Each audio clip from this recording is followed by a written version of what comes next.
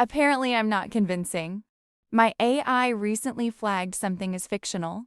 Not a phrase, not society, me. It started small. After analyzing common social phrases, things like, we should catch up, apparently those have a very low follow through rate.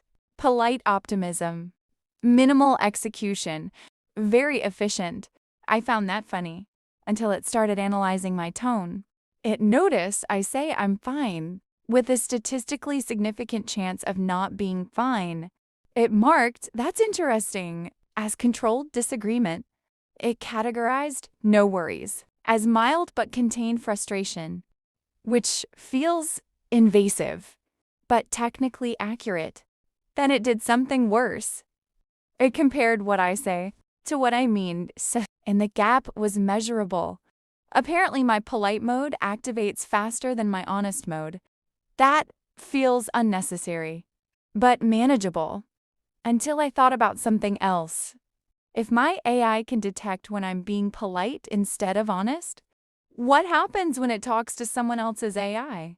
Because we all have one now, which means if I say, yeah, that works for me, my AI might quietly translate that to acceptable, not preferred.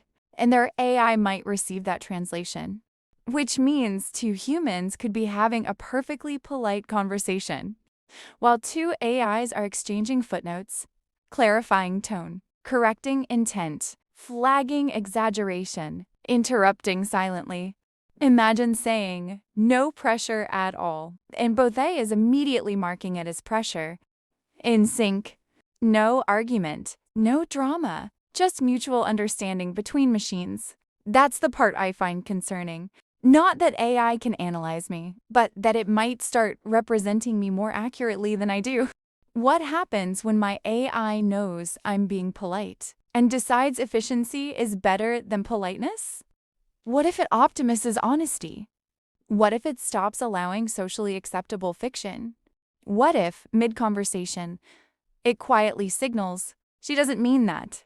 Because, technically, it would be right. I used to think AI exposing social lies was entertaining. Now I'm realizing something else. It's not just identifying fiction, it's reducing it. And if machines begin removing the gap between what we say and what we mean, there's going to be a lot less smooth conversation and a lot more clarity. Which sounds good until you realize politeness survives on small inaccuracies. And I'm not sure I'm ready for my internal footnotes to become public data. Apparently, I'm not as convincing as I thought.